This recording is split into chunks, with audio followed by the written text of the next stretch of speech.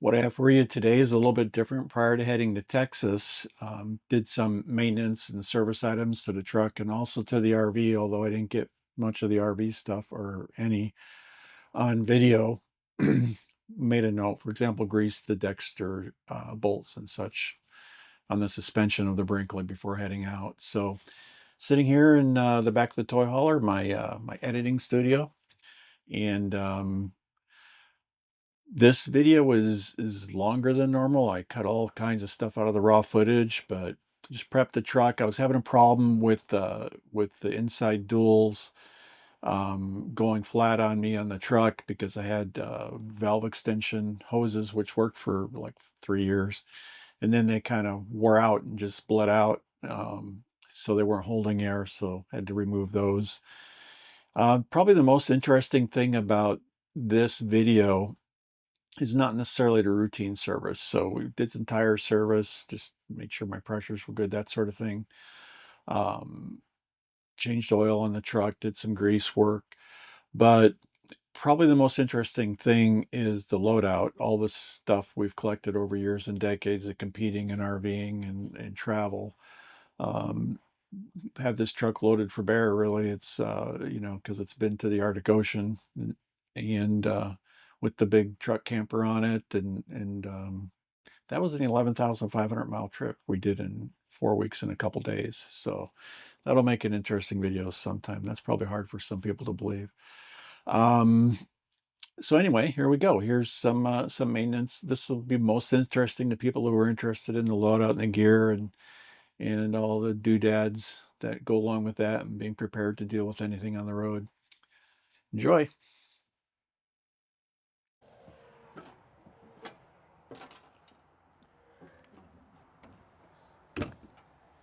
Today's project, I'm going to remedy my tires on the truck. The inside duals leak air like crazy, particularly when it's cold. Long story short, it's because of the hoses. They've kind of wore out my extensions. So we'll get right on that. First things first. Oh, and by the way, I've been trying to fix the audio in these videos. It's funny how audio has turned out to be my biggest challenge. I kind of hate that.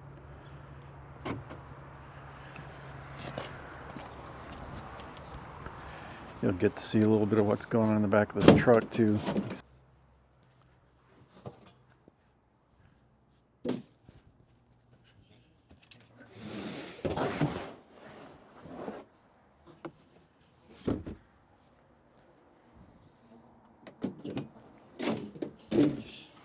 I carry a pretty big jack. I used to carry this in the back seat. I had the back seat of the pickup out when we had the truck camper, and I had a platform I made back there, which was pretty nice.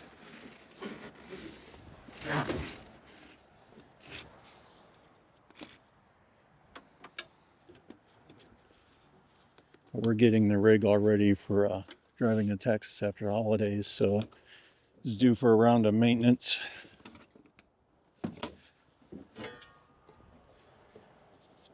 I'd strap this up, but I might need it again.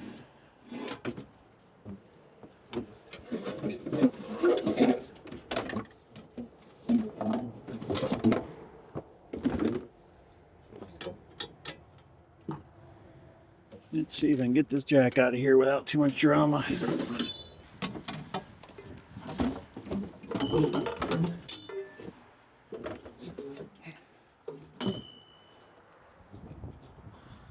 Yeah, so to make sure I have enough jack to get the job done.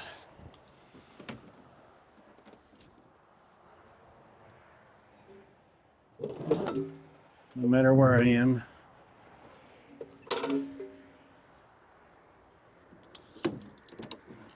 Oh, let's get one more thing. I've had many different air compressors. In fact, I have a built-in air compressor right now, but I still prefer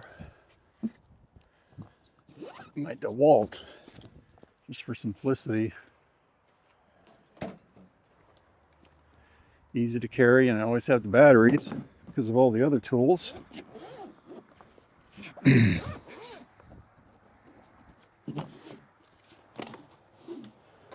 There you go. So handy, it's ridiculous. It's not very fast, but it gets the job done. I used to have a really expensive Morflate.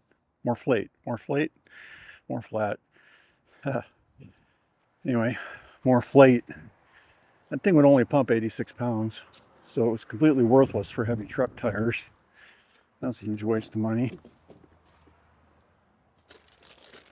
Fuel filter's gonna go in it. I keep my Blue Eddy back here, cooler, all the things. That's gonna go into the fuel tank of the camper. Got 30 gallons of gasoline. Well, a tank that holds 30 gallons of gasoline. Battery jump pack. And then torque wrench, we'll have that out in the middle in a minute. I'll be looking at a month of back pain after I tighten that up. And of course, screwed up my back. Not that I don't get disability or anything. My generation was the suck it up buttercup generation. All right. Apparently my breaker bar is in the tools.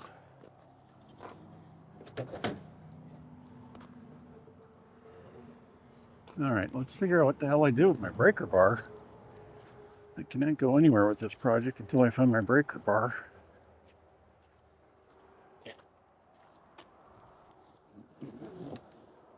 I'll be right back. So I knew it was around here somewhere. Had to pull some things out. By the way, the truck camper, so we had the tie downs. You can get a step for those. Pretty handy. Torque lift. So, toolbox, all kinds of stuff in here. This is the kit I need. Because on that, got all the things.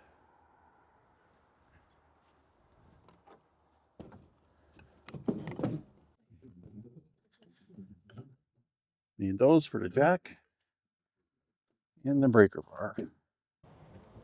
So one of the things you need that you should often carry, well, in my case I always have it, because obviously we're full time, but I've had one of these in my pickup for a long time.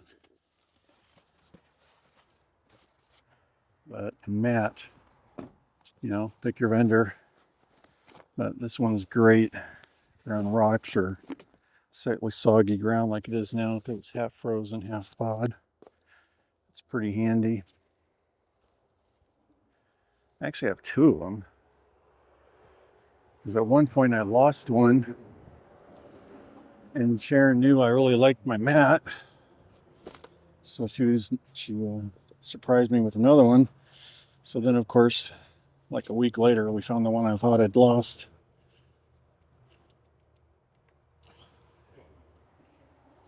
So now one stays in the truck and one stays in the RV. All right, so this inside dual right now is 15. It's 15 pounds in it. And of course, I had at least 80 the last time I drove the truck a few days ago. So we're going to turn this up to not a lot, honestly, because actually, I'm not even inflated at all. Well, I want to inflate it some so I can kind of show you what's going on. So we have to trigger the leak.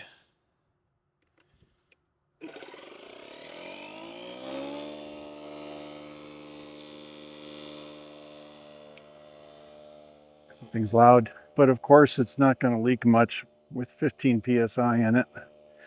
So we'll put some air in it and show you what's going on. But master toolkit here, battery packs, other things. Well, this is kind of my power cabinet, right? So I have lights, bit sets, nuts and bolts, some chargers. Uh-oh, apparently the battery just died. I have to get a new battery, get that battery, and I'm gonna have my snap on. I would go with that one. Here we go. But breaking out the big guns today, working on wheel assemblies. Yep, dead battery. Time to go get another battery. New battery in. See if you can hear me over this. But in the back of this pickup, in addition to my Bloetti, which runs the cooler, we have it off now, you know, colder outside than it will be in that cooler. I also keep cleaning supplies and stuff. I have one of these back here in the back seat. I have another one in the back of the pickup. But even when we had the truck camper with the Alubox case, I would keep my fuel additives in here and it would not stink up the cab of the pickup because it seals up really nice. So just point that out. Cargo rack there. I used to have the back seat out, as I mentioned, but now I keep it in. But with the cargo rack, we're able to organize things over there the way I want. Inflating the other side, see more of the load out back here. This, every RVer should have. And this. And here comes the reveal. Yeah, I've been holding this stuff around for. So you got those 3 different sizes. But this is the big one. You got to have one of these. But that's a, you know, socket set to go with all variety of impact socket set to go with all variety of lug nuts. And between the truck and the camper and different style wheels, you always need some of these. I think this one is like 15/16 with it, which is a really weird size. Yeah, for a lug nut. And it's not even the factory size because these are, I put real Alcoa wheels on it. Oh, nope, negative. Is it 13? It must be 13. It's even weirder. You'd think I'd remember that between services, but I don't. Yeah, 13. So yeah, then just slip the socket extension in there and you can get her done. Let's go get that. So you got the double, right? There we go. And it goes. You know, making a fool out of myself here. It's probably still not quite long enough.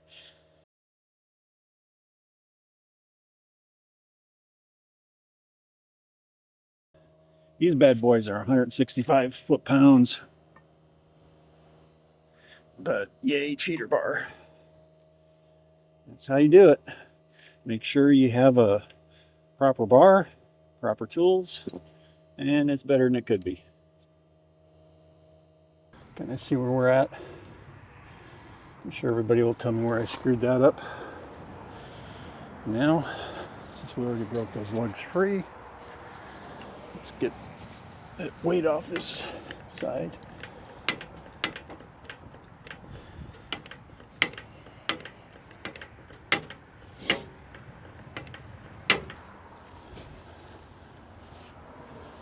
Now for the fun part.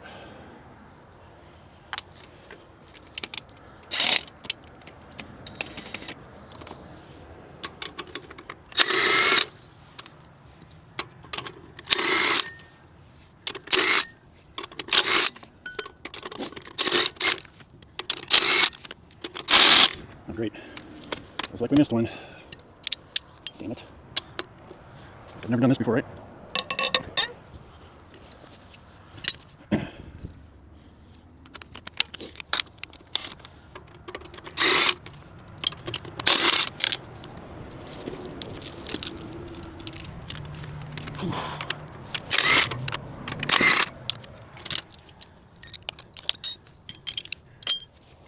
And off we go. Whoa.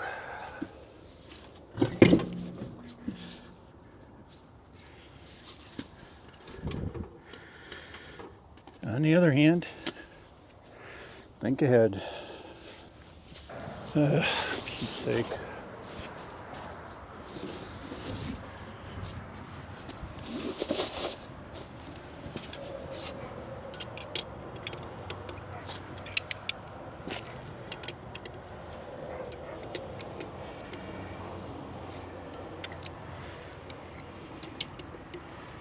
And this is where, is it worth the hassle? Becomes, right, more of the equation. kind of answers the other question. Do I really want to take them off? Yeah, the hassle's turning out to not be worth it.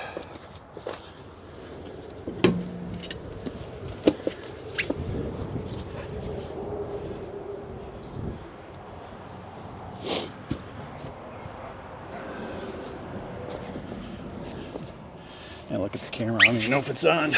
Probably just out here talking to myself. So this is where it leaks. Yeah, we're just rotating, which is fine. Whew.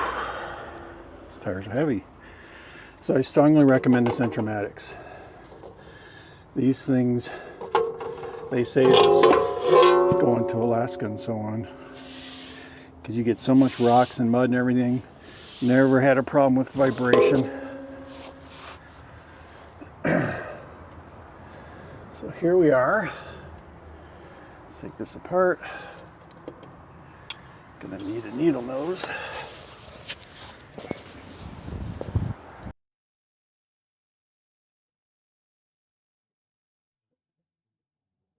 Yeah, that turned way too easy. It's definitely spinning. So, and off we are. And we have only put 70 in. When it's cool like this, I don't put more than 90 at the most, and a lot of time I'll only run 80 when it's cold.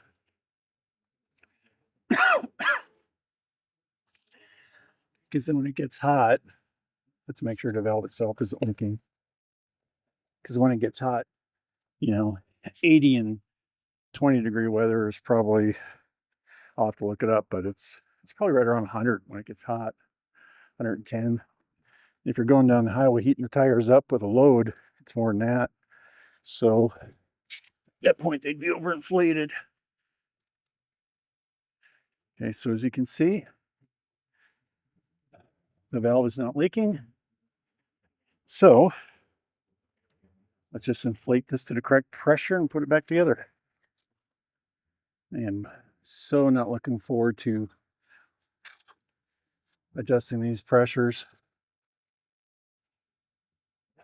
without the extension, but it's kind of what I have to do.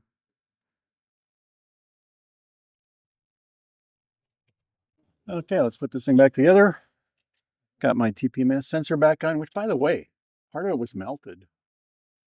The face of one of these shows evidence of being melted. Tell you what, the way that happens is when I have the Alcoas shined up real nice, the sun reflects off of them, and it's like a like a mirror, cooking a bug on the sidewalk. These things get stupid hot if the sun catches them just right. So Centromatic on.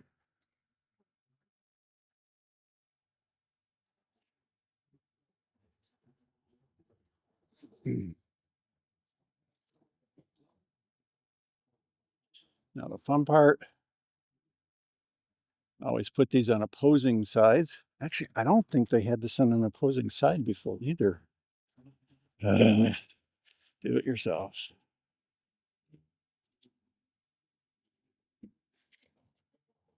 Of course, have to get my leverage just right to get this thing into place. There we go. Make sure that valve is right there. Oops, got that wrong. That's why you check, boys and girls.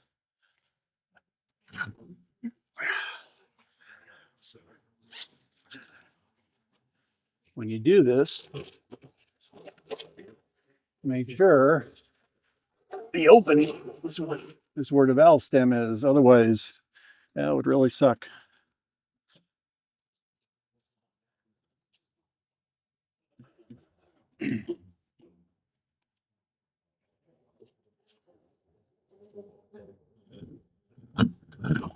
There we go.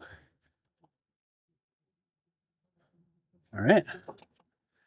180 degrees from each other. Perfect. We'll put these on. Now I know my impact only goes to like 140 It's supposed to go to something like 200. It never has. If anybody knows what the story is there, let me know. But on the other hand, it's a little bit convenient because I can just put these on and not worry about it too much. Of course, following proper torque procedure, star pattern, and all that. Then get it just right after everything's kind of put back together. You know, personal preference. I always get, several turns on it by hand before I put a torque wrench on anything.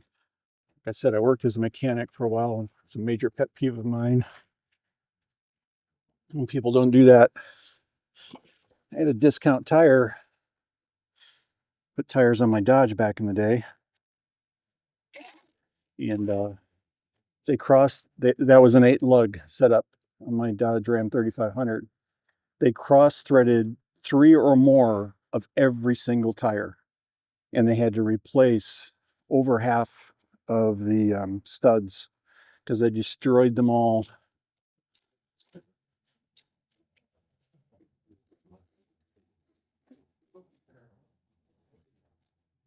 But as you can see, not getting after it until everything is snugged down.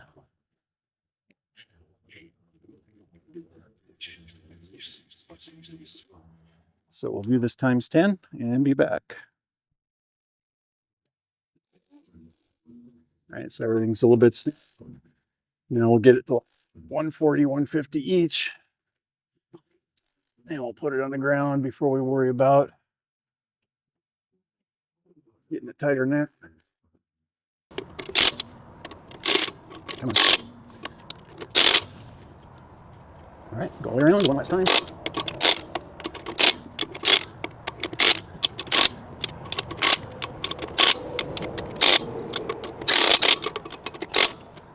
Okay, that's it. That's pretty much the job. Now I'll just torque it. I have my snap-on torque wrench that I've saved, obviously, from back when I used to do this sort of thing semi-professionally, I should say.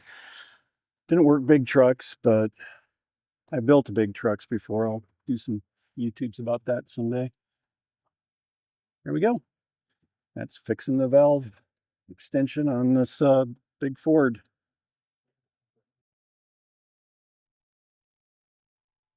Well, that's inflating. Let's get this on the ground. And I haven't put final torque on those lugs yet, but I want to get this side. So we have both of these fixed.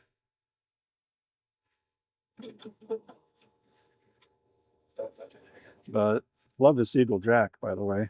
I've had this for quite a few years. I hate to think what these things cost anymore.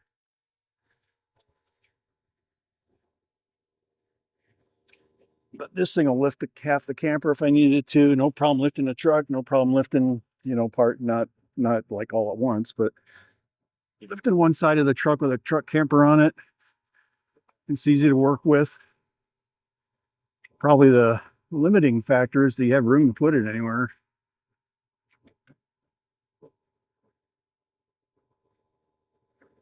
Yeah, it's positioned nicely. Not going to get the wheel off the ground until after I break the lugs free. But there we go. It doesn't have to go much farther. It's going to be interesting to see if I can get the holder for the extension off on this other side. I sure hope so. It's really annoying. Probably have to drill that bolt out. All right, so this side actually came off pretty easily. And then I went back to the other side and was able to finagle that a little bit more, and I got it off of there. Okay, got the passenger side apart, getting ready to put it back together. But remember I told you on the other side, it looks like heat damage. You see how that looks like it's melting? Again, that's probably because it was melted center of the hub. So you'd get the reflection off of the polished aluminum, like a mirror frying a bug. And every now and then, if you were parked And of course, it would sound the overheat alarm, so I would turn it off because I knew what was going on. But I didn't realize um, it was getting hot enough to actually melt the sensor. So good to know. But these have held up reasonably well. Okay, I mean, you might look at that and go, "Oh God," but I think, gosh, how long have I had these? These are probably about 5 years old. There's probably close to 200,000 miles on them. I've had them on more than one truck, so and they're still doing good. Obviously, replaced the battery, but pretty good. So starting to get things back together. Still haven't torqued. I mean, that's just what it is. Um, but so far so good. Already torqued one side, and torqued the other side. So remember, 165 foot-pounds on this truck. So tomorrow I'm gonna do. It's gonna hit 50 again tomorrow. So I will be hopefully doing an oil change on the truck, because it'll save me a couple $100 not paying somebody else to do it. Of course, that doesn't count the cost of the oil and filters because I run Schaefer synthetic. That stuff's expensive, but holy cow, right? How much stuff do you have to take out just to take your tires on and off? But glad this is over. I turned my TPMS back on. Um, let's see if it's read everything yet.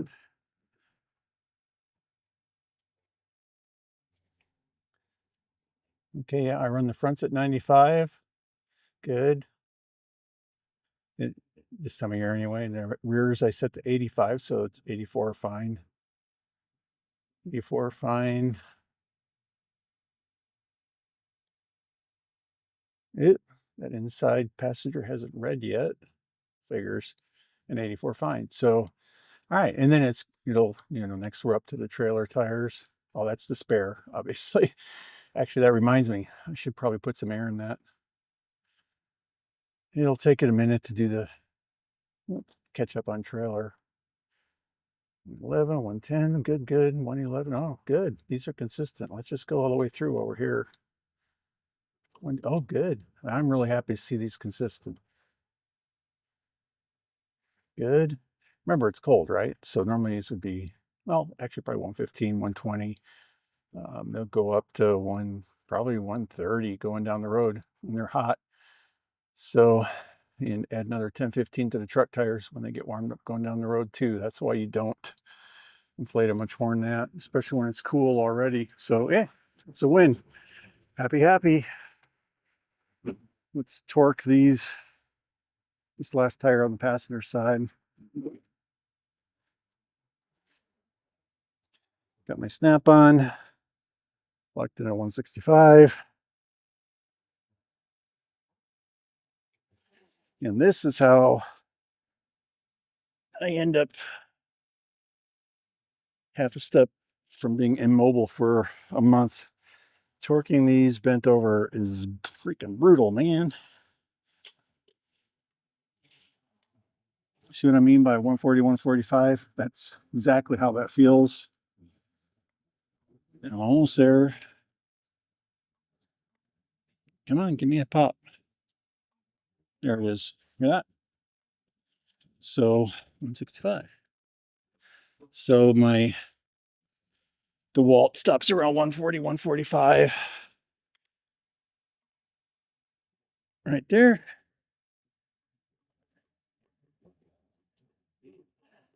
And that actually works out okay. It just annoys me because it's not putting enough torque to break them free.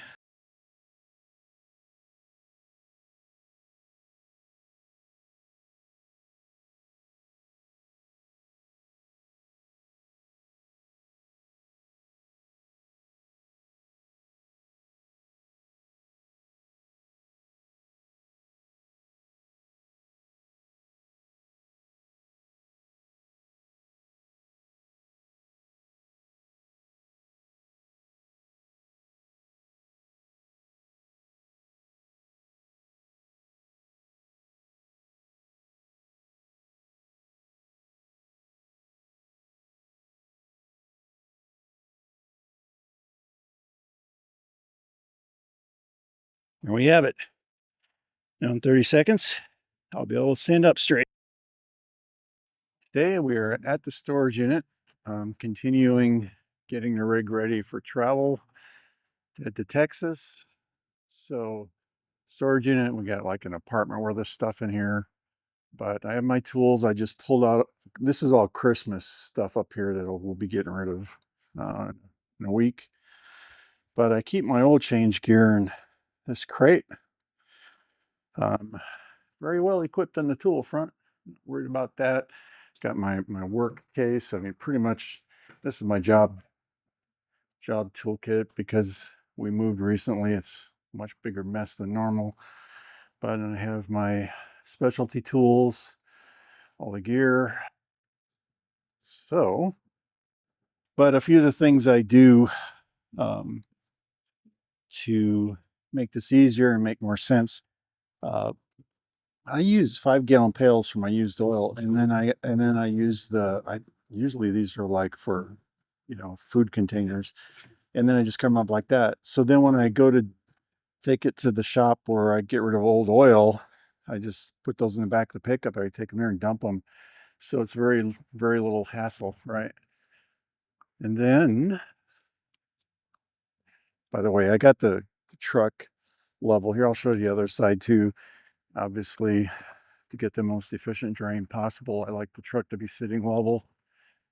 Got to go up quite a ways on this side because this parking spot's kind of sloped, but easy enough. Get everything good and level. And then for draining, I use I think it's a Mishimoto drain plug. I have a few Mishimoto products in this truck. The auxiliary trans coolers, Mishimoto. I think there used to be more, but yeah, the drain plug is easy. Show you what's going on here.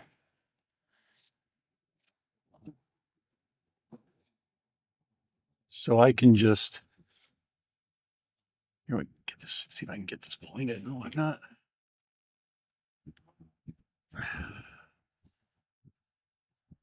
I guess it's going to be a little on the tall side, but here we go. So to get all the oil into my 5-gallon drums, little lock, no mess, no fuss. So I drive it a few miles, like 10. I mean, not a lot, just enough to get it nice and warm.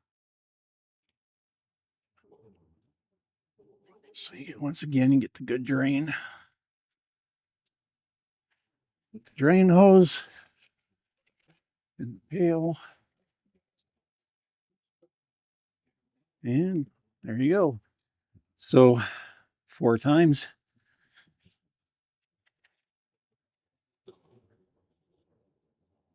It holds 13 quarts, so just over 3 gallons.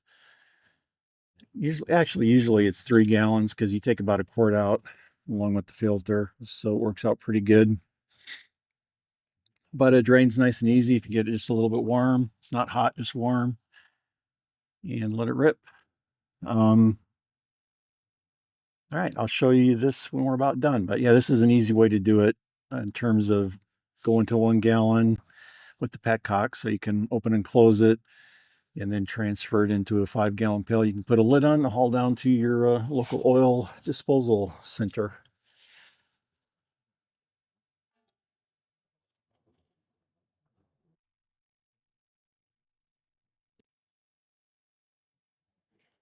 So we got the first gallon.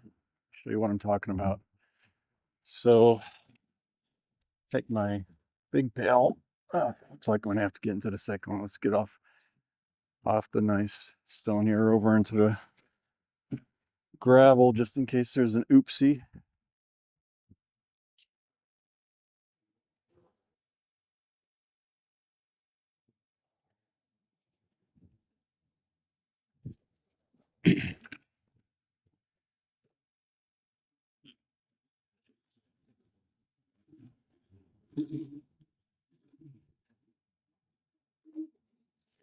But this is definitely the way to go to make it easy to haul that used oil back and forth.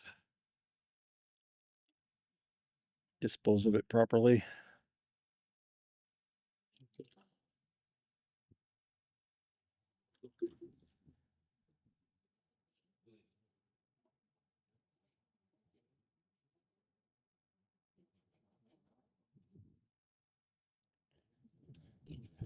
Here we go. That's all there's to it.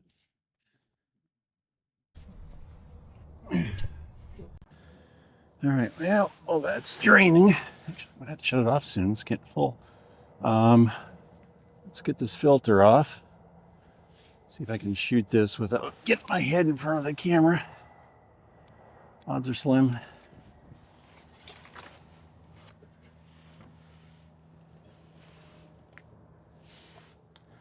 Probably shut this off too because I don't want to overflow it, make a mess, get the owners here pissed off at me. Wouldn't want that. Okay, let that drip for a second.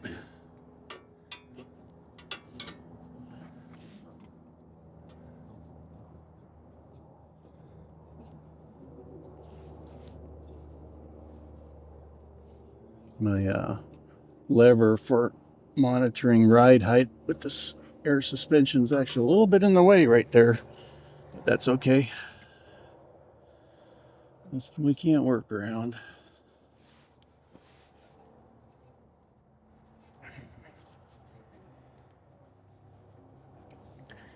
I actually put these on with I get them very tight by hand, and then I put just a little extra. These Ford filters tend to not really want to seal very well. So of all the trucks I've owned, this Ford, I have to torque this filter on tighter than most, but this rig has 100,000 miles, so actually it's like 96 right now. It'll have 100 on it pretty soon.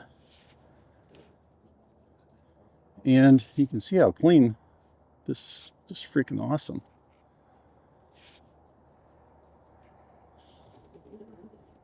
Honestly, I should have grabbed some gloves just because it makes such a mess when you drop it, but we'll let it leak a little bit out. Actually makes it easier. I'll go get some gloves and get ready for another round out of the main pan.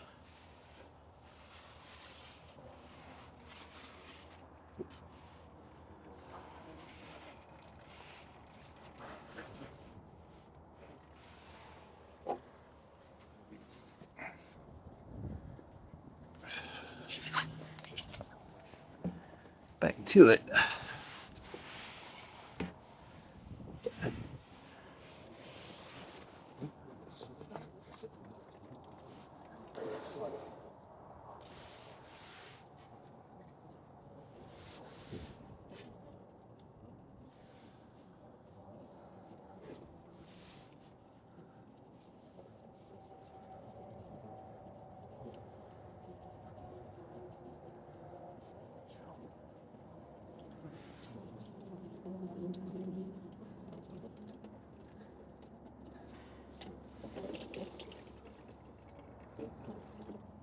There we go.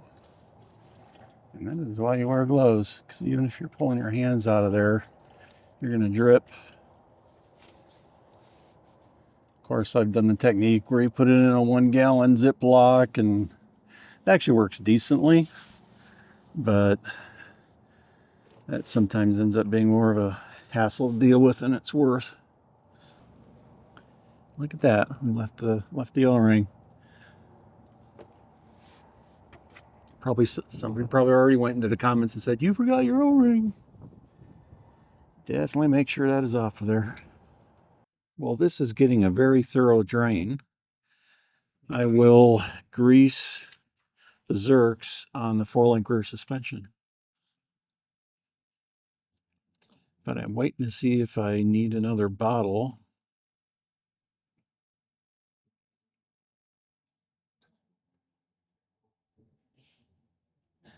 For this drain.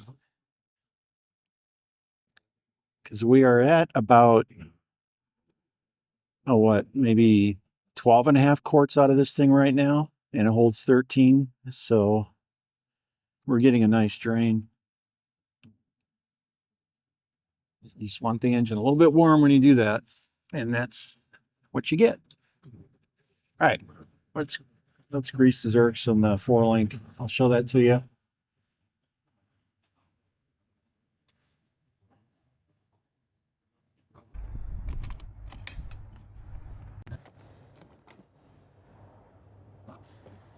For the camper, for the Brinkley and the truck, we have a lot of things to keep greased. This thing is awesome.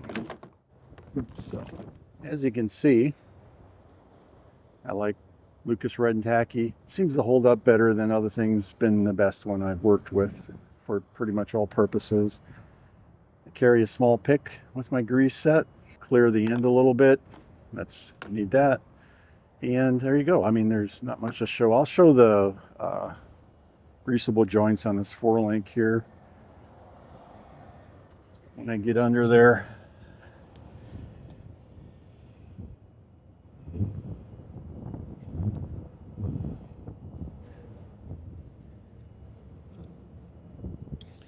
I don't know how much that's going to show up. I'll just let it run and we'll see what we get.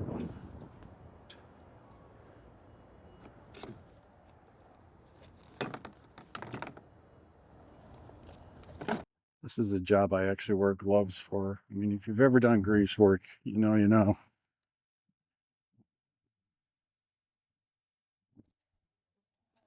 Since I'm out here in a storage unit, it's not like I can jump on the utility sink and use some industrial hand cleaner, so it's just easier if I keep from getting completely covered in oil and grease in the first place.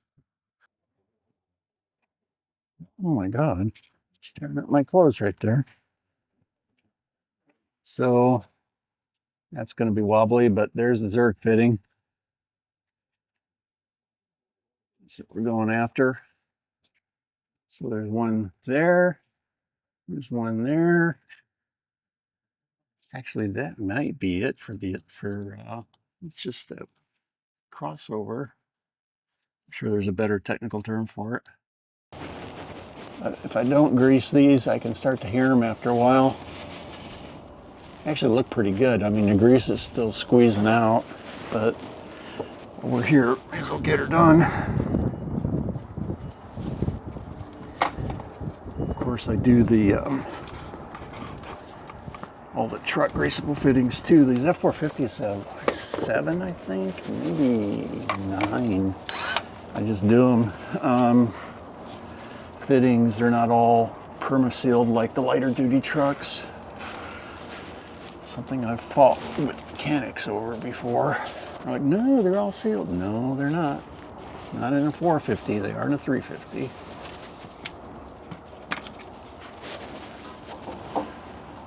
At least this model year. Yeah, so I gave in. Grab the 90-degree.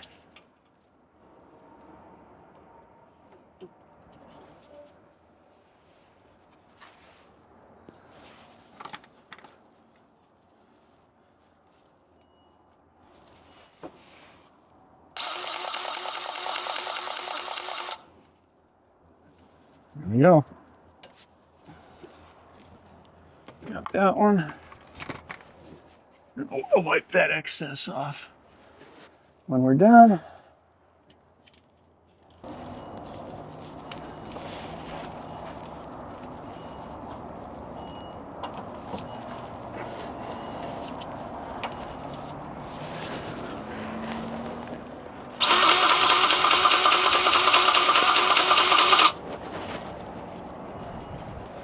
It again just to be sure.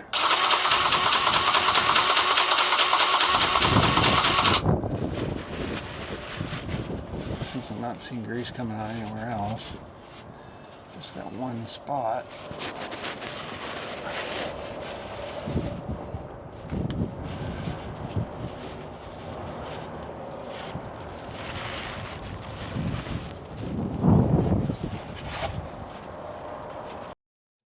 Okay, job done. Let's take a look at the finished product, such as it is. Not a lot to see. Looking good under there.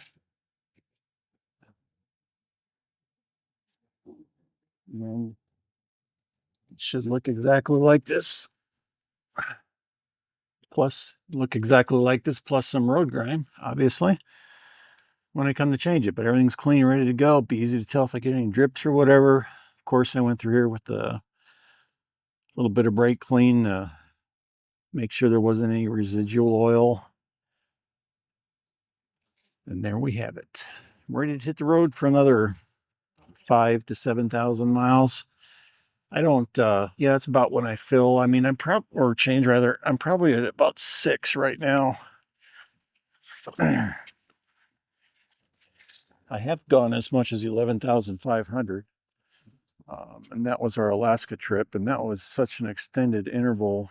I did an oil analysis afterwards, and oil was still new. I mean, it tested out absolutely fantastically. Obviously, it makes a huge difference when it's all basically highway miles at speed with the oil hot. These engines like to be hot. I mean, the oil likes to be hot. And if you're just running mileage on, long pulls down the interstate or highway, it's not that hard on it.